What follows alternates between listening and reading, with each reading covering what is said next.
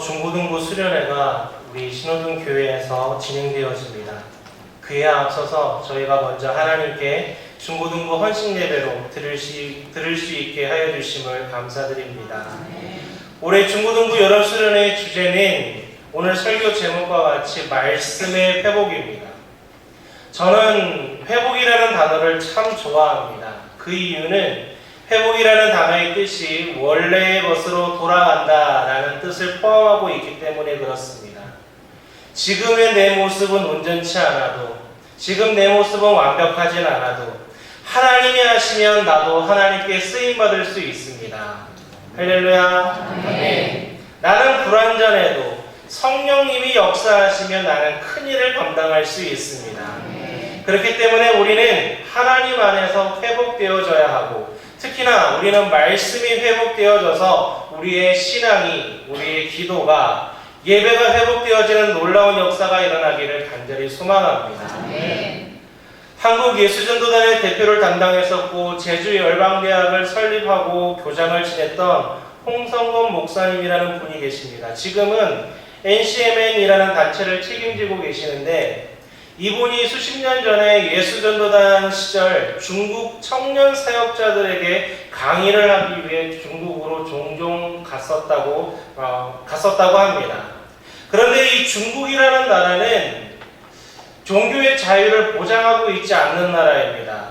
각 교단의 교회를 인정하지 않습니다. 무슨 말이냐면 중국 정부가 허용하고 감독하고 허락하는 교회는 허용하지만 우리가 선교사님들이 가서, 우리 교단이 가서 예수님을 전하고 교회를 세우는 것은 반대한다는 사실입니다. 그렇기 때문에 지금도 중국은 선교사님들을 탄압하고 교회 지도자들을 잡아가고 있는 것이 현실입니다. 그런데 지금보다 더욱더 심했던 수십 년 전에는 한마디로 잡히면, 들키면 잡혀갈 뿐만 아니라 고문도 당할 수 있는 아주 무서운 곳이 바로 중국 선교 현장이었습니다. 그럼에도 불구하고 한국에서 어떤 한 목사님이 와서 세미나 강의를 한다고 하니까 모여드는 저 청년 지도자들은 어떤 사람들일까요? 교회를 탄압하고 목회자, 사역자들을 감옥에 가두는 나라, 그런 나라에서 제대로 된 목회자가 배출될 수 있을까요? 어렵습니다. 그래도 지도자는 세워야 하기 때문에 그 그리스도인 중에서, 청년들 중에서 교회를 섬길 수 있는 헌신된 자들을, 그렇게 추천받은 사람들을 목사님들처럼, 전도사님들처럼 각 지역에 파송해서 청년들이 교회를 세우고 섬기는 그러한 일들을 감당하는 자들이 바로 청년 지도자들이었습니다.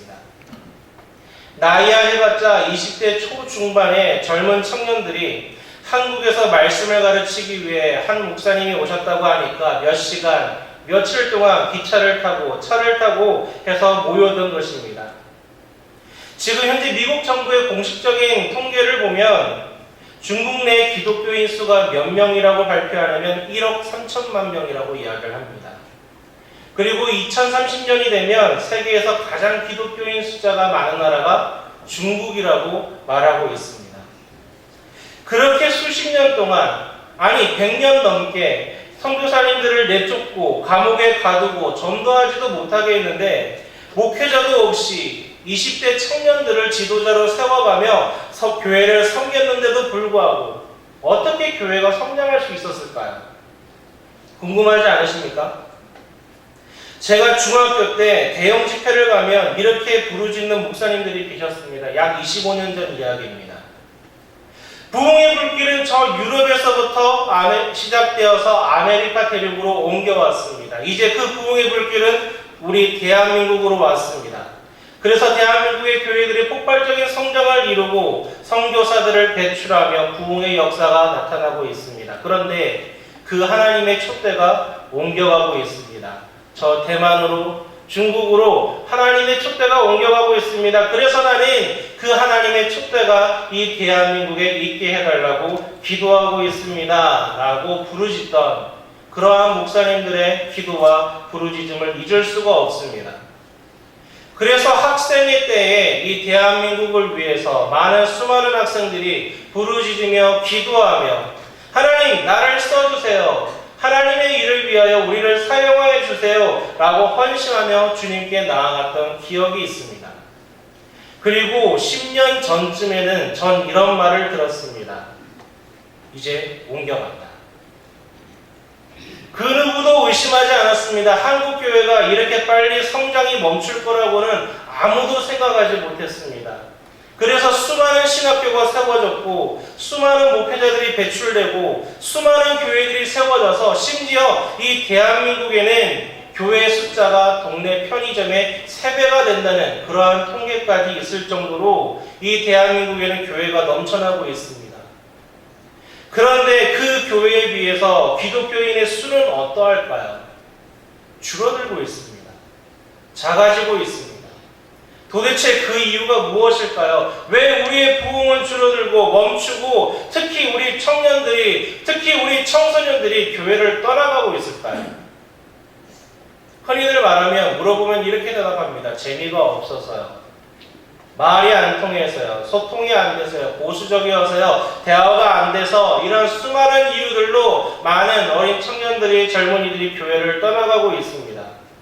왜 그들이 교회 오기 싫은지, 왜 아이들이 교회 오기를 싫어하는지, 모이지 않는지, 왜 부흥이 안 되는지에 대해서도 수많은 전문가들이 이야기를 합니다.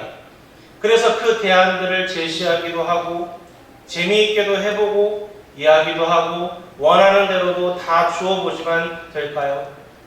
잘 안 되고 있습니다. 그들을 세상 문화로 만족시킬 수도 없고 채워줄 수도 없습니다. 그렇다면 우리는 어떻게 해야 할까요? 설교 서두에 초반에 홍성건 목사님이 중국에 가서 선교했던, 강의했던 이야기를 잠시 하다가 넘어갔습니다. 중국 청년 사역자들에게 이 목사님이 강의를 하기 전에 이러한 말들을, 하나님의 말씀에 대한 강조를 하기 위해서 이런 말을 했다고 합니다. 말씀을 읽어야 합니다. 하나님의 말씀을, 성경을 읽어야 합니다. 그러기 위해서는 우리의 나이만큼, 여러분의 나이의 숫자만큼 성경을 읽을 수 있어야 합니다. 라고 목사님이 중국인 청년 사역자들에게 말했다고 합니다. 우리는 성경을 몇 번이나 읽으셨습니까? 우리 나이의 숫자만큼 성경을 읽으셨습니까? 아니면 지금 우리는 성경을 읽고는 계십니까? 그 홍성건 목사님이라는 분이 청년 사역자들에게 자기 나이만큼 성경을 읽어야 됩니다 라고 이야기를 했더니 그분들이 아무런 대답도 없었다고 합니다. 그래서 잘 못 알아들었나 보다, 아니면 저들이 아직 마음에 감동이 없나 보다 싶어서 통역자에게 다시 한 번 더 강조해서 말을 전해달라고 했다고 합니다. 우리의 나이 숫자만큼 성경을 읽어야 합니다 라고 말했더니 어떤 20대 초중반의 청년 사역자들이 이렇게 대답을 했다고 합니다. 목사님, 여기에 모인 사람들은 성경을 최소한 100번 이상 읽은 사람들입니다. 우리 히브리서 4장 12절 말씀을 우리 다같이 한 목소리로 우리 읽도록 하겠습니다. 다같이 읽겠습니다. 하나님의 말씀은 살아있고 활력이 있어 좌우의 날선 어떤 검보다도 예리하여 콩과 영과 및 관절과 골수를 찔러 쪼개기까지 하며 또 마음의 생각과 뜻을 판단하니. 아멘. 하나님의 말씀에는 능력이 있습니다. 그리고 하나님의 말씀에는 권능이 있습니다. 오늘 우리가 말씀을 읽었던 것처럼 하나님께서는 말씀으로 이 세상을 창조하셨고 그 말씀이신 하나님께서 이 땅 가운데 오셨습니다. 그리고 히브리서 4장 11절 말씀처럼 우리의 혼과 영과 관절과 골수까지 찔러 쪼개기까지 하는데, 그러기 위해서 우리가 해야 할 것이 무엇입니까? 바로 성경을 읽어야 된다는 사실입니다. 주님의 말씀을 듣고 읽고 묵상하고 암송해야 합니다. 이것이 말씀에 대한 우리들이 해야 할 일이라는 사실입니다. 그렇다면 골수를 쪼개는 것은 누가 하십니까? 하나님이 하십니다. 바로 하나님께서 하시고 우리의 마음과 생각과 뜻을 판단하시는 이도 바로 하나님이시라는 사실입니다. 이처럼 모든 결정과 주권을 하나님이 하시고 우리는 오직 그 말씀을 받음으로 하나님을 찬양하며 나아갈 수 있는 저와 여러분들 되시기를 예수님의 이름으로 축복합니다. 아멘. 아무리 생각해도 저 중국이 부흥의 소식이 들리는 것은 저 지도자들이 하나님의 말씀을 사랑하기 때문에 그런 것 같습니다. 성경 읽는 것에 목숨 걸고 설교 듣기 위해서 몇 시간, 며칠이 걸리더라도 설교 말씀 듣기 위해 오고 그 말씀을 사랑하고 예배하는 것에 목숨을 걸기에 그들이 부흥하는 것입니다. 그렇다면 우리나라는 어떻습니까? 사실 이 대한민국 역시 그 세계 어느 나라에 비해서도 말씀 사랑하는 것에는 그 누구에도 뒤처지지 않는, 빠지지 않는 나라였습니다. 하나님께서 이 나라를 사랑하셔서 이 땅의 공식적인 선교사 언더우드 아펜젤러 선교사가 올 때 그들의 손에 무엇이 들려있는지 아십니까? 한글로 번역된 성경이 그들의 손에 들려져 있었습니다. 공식적인 선교사가 우리나라에 첫 발을 들이기 전부터 이 땅을 사랑하시는 하나님께서는 성경을 번역하게 하셔서 선교사님들을 통해서 조선인들을 통해서 저 만주 땅에서 저 일본 땅에서 한글로 성경을 번역하게 하시고 선교사님들보다 먼저 이 땅에 한글 성경이 들어오게 하셨다는 사실입니다. 이 땅에 선교사님들의 복음 전도가 가능했던 이유가 무엇일까요? 말도 통하지 않고 문화도 통하지 않는 아무것도 통하지 않는 그들이 그 복음 전도자들의 손에는 항상 한글로 된 쪽복음이 들어있었기에 한글 성경들이 그들의 손에 쥐어져 있었기에 복음이 증거될 수 있었다는 사실입니다. 그러했기 때문에 그들이 예수에 대해서 전하고 복음에 대해서 전할 때에 성경이 항상 그들의 손에 들려 있었기 때문에 통하지 않는 말로도 어눌한 조선 말로라도 복음을 전할 수 있었고 그 성경을 통하여 예수 그리스도의 제자들이 생겨나기 시작했다는 사실입니다. 무엇을 통해서요? 바로 성경을 통해서요. 말씀을 통해서요. 혹시 여러분 권서인이라고 아십니까? 권서인이라고 아세요? 조선시대에 일제시대에 복음을 전하는 일에 큰 일을 감당했던 이들이 권서인입니다. 권서인.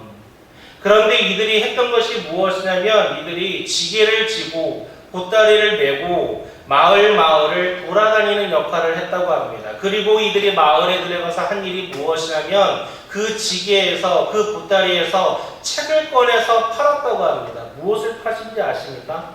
성경책을 팔았다고 합니다. 이 땅에 들어온 선교사님들의 철칙이 하나 있습니다. 무엇이냐면 복음을 전하되 성경을 나누어 주되 절대로 공짜로 성경을 주지는 않았다는 사실입니다. 그 못 살던 시대에 일본의 일제에 모두 다 빼앗기고 아무것도 남지 않던 그 시대에 예수를 믿는 자가 조선에서 1%도 되지 않던 그때에 그 비싼 종이책 성경을 자기 돈을 주고 샀습니다. 그리고 예수에 대해서 잘 알지도 못했지만 성경을 사서 보고 또 보고 읽고 또 읽었습니다.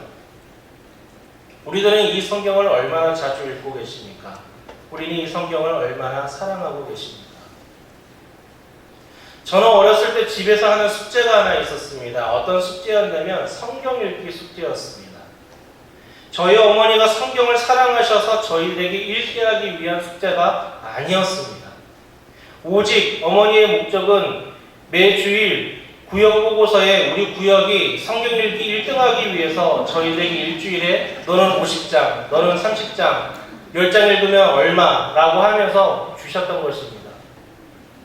그렇게 저희 가족이 매주 100장 이상씩 읽으면서 보고서를 제출했지만 한 번도 1등을 한 적이 없습니다.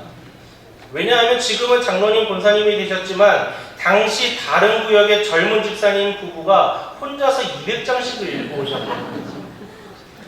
하지만 1등을 못해도 저희만은 못 이기겠다라고 하면서도 그것을 따라가 보려고 어떻게든 이겨보려고 따라가 보려고 저희 가족이 발버둥 치며 노력했던 기억이 있습니다.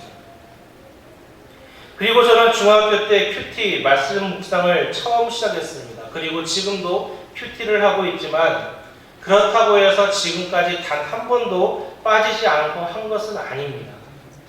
사실 솔직히 고백하건대 큐티를 하는 날보다 안 하는 날이 훨씬 더 많은 것 같습니다.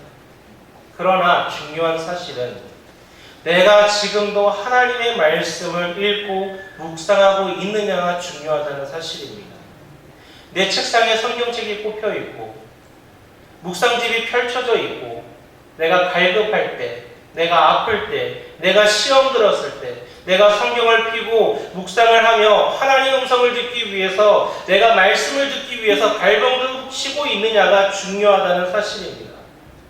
이것은 우리가 젊을 때에 우리가 학생의 때에 시작하지 않으면 나중에 성공하기가 어렵습니다. 어릴 때 우리가 훈련되지 않으면 참 힘들다는 사실입니다. 내가 시험 들었을 때, 내가 낙심할 때에, 내가 괴로울 때 하나님을 찾느냐, 세상 속으로 나아가느냐는 바로 어렸을 때 이 훈련으로부터 차이가 나는 것입니다. 자녀들에게 말씀의 훈련을 시키십시오. 그리고 나 역시, 여러분 역시 하나님의 말씀을 읽으며 주의 음성 들으며 나아가는 저희들 되기를 예수님의 이름으로 축복합니다. 이번 중고등부 수련회에 제 개인적으로는 가장 기대하는 시간이 있습니다. 그것이 무슨 시간이냐면 성경 창세기 통독 시간이 있습니다. 창세기는 50장으로 이루어져 있고 빨리 읽으면 2시간 반, 3시간 만에 읽을 수 있는 성경입니다. 그것을 이틀 동안 3번에 나누어서 창세기 전체를 읽으며 아이들과 중간중간 하나님의 말씀에 대해서 나누면서 창세기 50장을 다 통독을 하려고 합니다. 굉장히 딱딱한 프로그램을 하려고 하는 이유가 있습니다. 그것은 무엇이냐면 아직도 우리 아이들 중에서는 창세기를 한 번도 읽지 않은 아이들이 많다는 사실입니다. 창세기에는 모든 것이 다 기록되어 있습니다. 하나님이 이 세상을 창조하신 이야기, 우리를 구원하시기 위한 구원의 계획들, 그리고 그 구원을 성취하시기 위해서 이스라엘 민족을 형성해가는 그러한 이야기들이 기록되어 있습니다. 그렇기 때문에 우리가 이 창세기 말씀을 읽지 않으면, 특히 우리가 모세오경이라고 부르는 이 성경책의 맨 앞에 있는 이 성경들을 읽지 않으면 성경 전체의 말씀들을 우리가 이해하기가 어렵습니다. 그럼에도 불구하고 하나님의 말씀에 제일 근간이 되는 이 창세기 말씀도 한 번도 읽어보지 않고 읽어보지 않은 우리 아이들이 너무나 많다는 사실입니다. 기초가 없는데 어떻게 믿음이 자라겠습니까? 믿음이 없는데 어떻게 아이들이 교회에 오겠습니까? 말씀이 없는데 어떻게 예배를 드리며 어떻게 말씀에 귀를 기울이겠습니까? 우리 창세기 1장 1절 말씀 우리 다 같이 한 목소리로 읽도록 하겠습니다. 다 같이 읽습니다. 태초에 하나님이 천지를 창조하십니다. 아멘. 믿으십니까? 아멘. 이 말씀을 진실로 믿으십니까? 아멘. 그런데 우리 아이들이 이 말씀을 믿을까요? 우리 아이들이 이 말씀을 믿을까요? 중학교에 올라가면, 아니 이제 초등학교만 올라가도 이 말씀에 대한 믿음이 흔들립니다. 왜 그럴까요? 세상에서는, 학교에서는, 우리 아이들이 즐겨가는 과학관에서는, TV에서는 이 우주가 하나님이 창조하셨다고 말하지 않습니다. 그렇게 가르치지 않습니다. 그렇기 때문에 그런 세상 속에 우리 아이들이 살아가고 있는데, 우리는 하나님이 천지를 창조하셨느니라 이 이야기를 세상보다 더 크게, 더 자주, 더 확실하게 아이들에게 전하고 있습니까? 아이들이 어떤 말을 더 많이 들을까요? 하나님이 천지를 창조하셨다는 말을 많이 들을까요? 아니면 하나님이 천지를 창조하지 않으셨다는 말을 많이 들을까요? 우리의 아이들이 교과서를 보는 것보다 하나님이 이 세상의 주인이시라는 성경 말씀을 더 많이 보게 하고 계십니까? 그렇게 하지 않으면서 어떻게 우리 아이들이 믿음을 가질 거라고 생각하십니까? 우리 아이들에게 믿음의 씨앗을 뿌리지도 않으면서 어떻게 우리 아이들이 믿음이 자랄 것이라고 생각하십니까?